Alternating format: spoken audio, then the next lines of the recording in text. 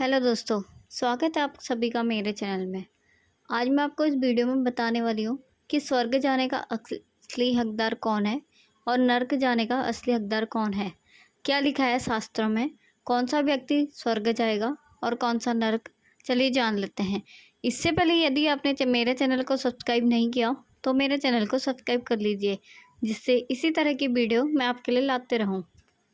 दोस्तों, स्वर्ग जाने का असली हकदार कौन है और वह कौन सा पाप है जो मनुष्य को नरक के रास्ते में लेकर जाता है। आज एक धार्मिक कथा के माध्यम से हम आपको बताएंगे कि पूजा पाठ, दान धर्म आदि प्रकार के करोड़ों पुण्य करने के बाद भी मनुष्य नरक में क्यों जाता है और अत्यधिक पाप करने पर भी किस पुण्य के लिए मनुष्य को स्वर्ग की प्राप्ति होती है। तो चलिए शुरू करते हैं। दोस्तों, मध्य देश की बात है। एक ही समय पर 5 मनुष्यों की मृत्यु हो जाती है और वह सभी यमलोक में पहुंच जाते हैं। यमलोक का दृश्य देखकर वे भयभीत हो जाते हैं। विशालकाय आकार वाले यमराज सुवर्ण से बने सिंहासन पर विराजमान होते हैं। उनके पास चित्रगुप्त बैठे होते हैं, जिनके पास सभी प्राणियों का लेखा जोखा रखा हुआ होता है। यम के दूत प्राणियों को आगे धकेल रहे हैं। कुछ मनुष्य जोर जोर से विलाप भी कर रहे हैं तो कुछ मनुष्य अत्यंत प्रसन्न होकर चल रहे हैं। स्वर्ग के द्वार से सुंदर प्रकाश दिखाई पड़ रहा है, जो वहीं नरक के द्वार से धधकती हुई अग्नि की ज्वालाएं दिखाई पड़ रही हैं। इस भयानक दृश्य को देखकर वे पांचों एक दूसरे से बात करने लगते हैं और अपने अपने पाप के विषय में चर्चा कर रहे होते हैं। उन पांचों में से 4 लोगों ने अपने जीवन में बहुत पाप कर्म किए होते हैं और उन सभी को जान पड़ता है कि अब वे चारों ही नरक में जाने वाले हैं। उन चारों में से एक चोर होता है, दूसरी वेश्या होती है, तीसरा विद्वान पंडित होता है, चौथा राजा का सैनिक होता है तथा पांचवा एक धनवान किसान होता है। वे पांचों अपने अपने कर्म फलों को भुगतने के लिए तैयार होते हैं। एक एक करके सभी पापी और पुण्य आत्माएं आगे चल रही होती हैं। वे चारों एक दूसरे को अपने पाप कर्मों के बारे में बताने लगते हैं। पहला चोर कहता है, भाई मैं तो पक्का नरक में ही जाऊंगा, क्योंकि मैंने बहुत बार चोरी की है, दूसरों का धन लूटा है, दूसरों को तकलीफ भी दी है। लेकिन ऐसा मैंने मजबूरी में किया था। चोरी करके मैं अपने परिवार का पेट पालता था, क्योंकि मुझे कोई काम नहीं देता था। शायद विधाता ने मेरे भाग्य में यही लिखा था, इसलिए मैं ही हम पांचों में सबसे बड़ा पापी हूँ। मेरे पाप से मुझे कभी मुक्ति नहीं मिल सकती, यह मैं जानता हूँ। पता नहीं मुझे अगला जन्म किस पशु का मिलेगा, यमराज मुझे कौन सा दंड देंगे। उसके बाद वह वैश्या बोलती है, भाई हम चारों में से ही सबसे बड़ी पापिनी मैं हूँ। मुझसे बड़ा पाप यहाँ पर किसी ने नहीं किया होगा। वैश्या बोली, जो स्त्री अनेक पुरुषों के साथ संबंध बनाती है उसे नरक में ही डाला जाता है, यह शास्त्र भी कहते हैं, इसलिए मेरा भी नरक में जाना तय है। किंतु मैं शपथ खाकर कहती हूँ, मैंने वह पाप जानबूझकर नहीं किए। जब मैं छोटी उम्र की थी तभी एक दुष्ट व्यक्ति मुझे उठाकर ले गया और जबरदस्ती मुझे वैसा बना दिया। मैंने ना चाहते हुए भी कई पुरुषों से संबंध बनाए हैं। मेरे पास जीवित रहने के लिए यही एक उपाय बचा था। मैं करती भी तो क्या करती, मेरे पास इतनी शक्ति नहीं थी कि मैं उस दुष्ट पुरुष से लड़ सकूं। पता नहीं किस पाप के कारण मुझे इस जन्म में वैसा बनना पड़ा और ना जाने आगे मुझे किस पशु के रूप में जन्म लेना पड़ेगा। मेरे पाप से ही जान पड़ता है कि मैं पक्का नरक में ही जाऊंगी। उसके बाद वह सैनिक बोलने लगता है, भाई हम चारों में से सबसे बड़ा पापी तो मैं ही हूँ। मैंने बहुत बड़े पाप किए हैं। मैं राजा का सिपाही था, इसलिए मैं लोगों पर जोर जबरदस्ती करता था। मैंने कितने प्राण लिए हैं, ना जाने कितने मासूम लोगों को सताया है, ना जाने कितने निर्दोष लोगों को मेरे हाथ से दंड मिला होगा। यमराज मुझे कभी क्षमा नहीं करेंगे और मैं निश्चित ही नरक में ही जाऊंगा। लेकिन मैंने यह सभी पाप जानबूझकर नहीं किए। अपने प्राणों के भय से और परिवार के पालन पोषण के लिए मुझे यह पाप करना पड़े। हमारा राजा जो कहता था उसका पालन हमें करना ही पड़ता था। राजा के विरुद्ध भला कोई साधारण मनुष्य कैसे जा सकता है।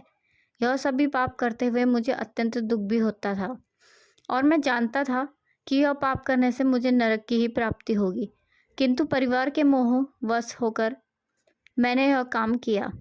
लेकिन पाप तो पाप होता है, पाप करके पश्चाताप करने का क्या फ़ायदा, इसलिए मेरा नरक में जाना तो तय है। उसके बाद वह विद्वान पंडित बोलता है, भाई हम चारों में से सबसे बड़ा पापी तो मैं ही हूँ।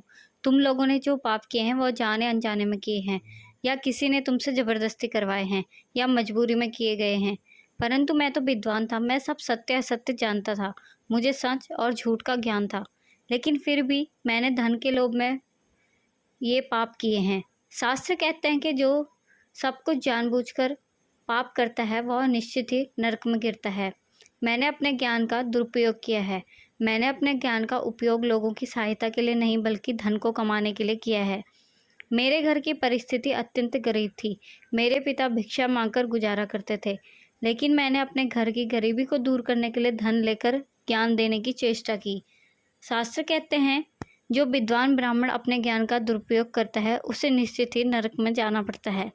मैंने लोगों को ज्ञान देने के बदले उनसे धन लिया है, कभी किसी को मुफ्त में ज्ञान नहीं दिया। इसलिए आप चारों में से सबसे बड़ा पापी तो मैं ही हूँ और मुझे ही नरक में जाना पड़ेगा।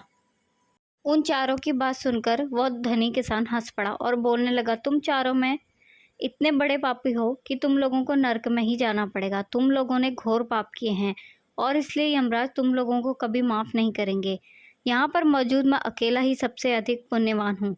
मैंने अपने जीवन में बहुत पूजा पाठ किया है, ब्राह्मणों को दान दक्षिणा दी है, मैंने मृत्यु से पूर्व गाय का दान भी किया है, और अब मेरे सभी पुत्र पौत्र मेरी आत्मा की मुक्ति के लिए बड़े कार्यक्रम का आयोजन भी कर रहे हैं।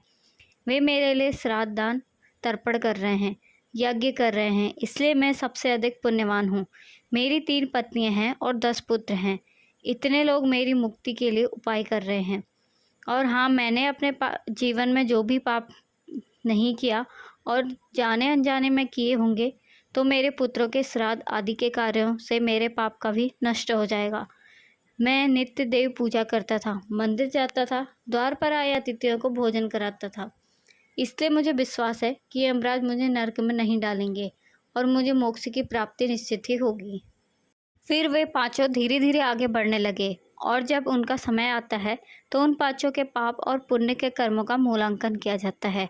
सबसे पहले बारी आती है उस चोर की और फिर चित्रगुप्त उसका लेखा जोखा निकालते हैं। कुछ देर तक विचार करने के बाद उसके पाप पुण्य का मूल्यांकन करने के बाद यमराज उसे स्वर्ग में जाने के लिए कहते हैं।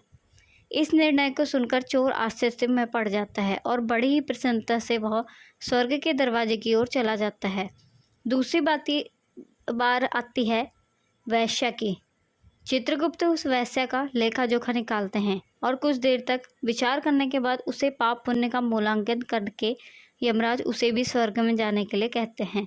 इस विचित्र निर्णय को सुनकर वह वैश्या भी आश्चर्य में पड़ जाती है। उसे यमराज के निर्णय पर विश्वास नहीं होता और वह बिना कुछ कहे बड़ी ही प्रसन्नता के साथ स्वर्ग के द्वार की ओर जाने लगती है। अब तीसरी बारी आती है उस सिपाही की। चित्रगुप्त उसके भी कर्मों का लेखा जोखा निकालते हैं और कुछ समय विचार करके उसे पाप पुण्य का मूल्यांकन करके यमराज उसे भी स्वर्ग में जाने के लिए कहते हैं। इस निर्णय को सुनकर वह सिपाही भी सोच में पड़ जाता है और बड़ी ही प्रसन्नता के साथ वह स्वर्ग के द्वार की ओर निकल जाता है। फिर चौथी बारी आती है उस विद्वान ब्राह्मण की। चित्रगुप्त उस ब्राह्मण के कार्यों का लेखा जोखा निकालते हैं और कुछ देर तक विचार करते हैं। फिर यमराज उस ब्राह्मण को भी स्वर्ग में जाने के लिए कहते हैं। फिर वह विद्वान ब्राह्मण विचार करता है, मैंने तो पाप किया है, फिर मुझे क्यों स्वर्ग में भेज रहे हैं। फिर वह मन ही मन प्रसन्न होकर स्वर्ग के द्वार की ओर चलने लगता है। उन चारों को स्वर्ग में जाता देख धनवान किसान बहुत दुखी और क्रोधित हो जाता है। वह सोचने लगता है कि यह कैसा न्याय है, इन पापियों को स्वर्ग में जाने का मौका मिल रहा है, फिर मैंने जो पुण्य के काम किए हैं उनका क्या पापी और पुण्यवान एक ही जगह पर डाले जाएंगे तो पुण्य करने का फ़ायदा ही क्या। फिर उस धनवान किसान को यम के दूत जोर से धकेल देते हैं और कहते हैं, अरे पापी तू आगे चल, तुझे नरक में ही डाला जाएगा, यमराज तुझे कभी माफ़ नहीं करेंगे।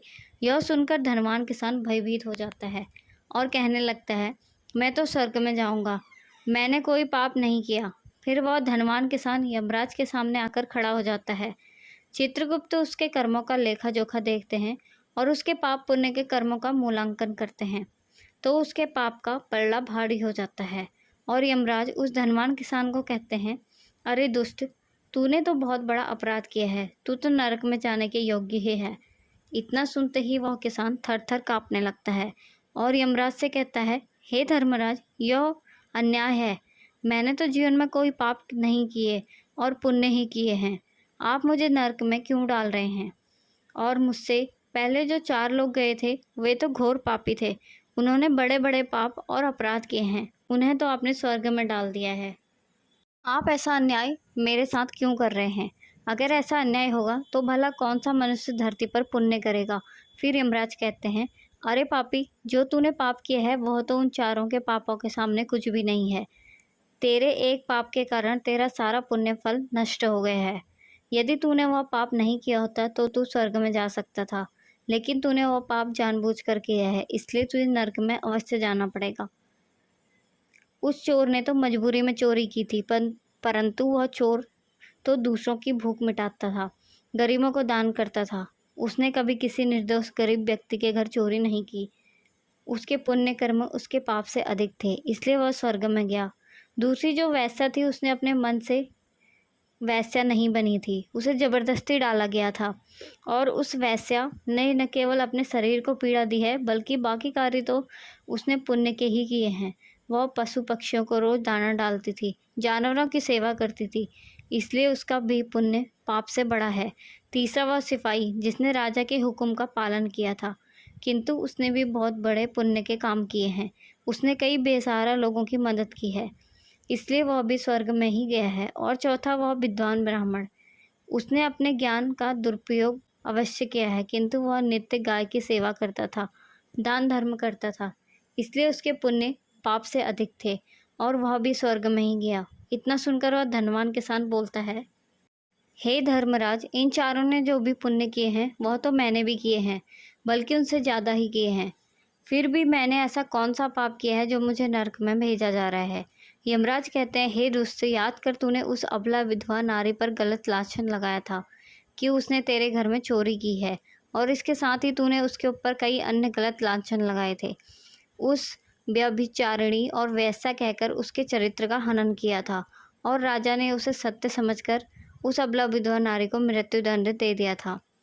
हे पापी मनुष्य, ब्रह्म हत्या, चोरी, मदिरापान आदि प्रकार के घोर पापों से भी प्रायश्चित करके मुक्त हो जाता है, किंतु दूसरों को गलत लांछन लगाने पर कोई प्रायश्चित नहीं होता है। जो दूसरों पर गलत आरोप करता है, सत्य जानकर भी दूसरों को झूठ कहकर उनके ऊपर दोष डालता है, वह तो सबसे बड़ा पापी है। उसके द्वारा किए गए सभी पुण्य नष्ट हो जाते हैं। इसलिए तूने जितने भी पाप किए हैं वे सभी उस एक पाप के कारण नष्ट हो गए। फिर यमराज यमदूतों को कहकर उस पापी किसान को नरक ले जाने के लिए कहते हैं, और वह किसान रोता हुआ विलाप करता हुआ नरक के मार्ग पर चलने लगता है। तो दोस्तों, इस प्रकार से धर्मराज ने कहा है, कभी किसी पर गलत आरोप नहीं करना चाहिए। सत्य जानकर भी असत्य का साथ देना नहीं चाहिए। जो दूसरों पर गलत आरोप डालता है उसे यमराज कभी क्षमा नहीं करते। उम्मीद है आपको यह कथा पसंद आई होगी, और इस चैनल को सब्सक्राइब कर लीजिए ताकि मैं इसी प्रकार की कथाएं आपके लिए और भी ला सकूं। अगर आपको मेरी वीडियो पसंद आए तो चैनल को सब्सक्राइब कीजिए और शेयर कीजिए ताकि मैं रोज़ नई नई वीडियो आपके लिए ला सकूं।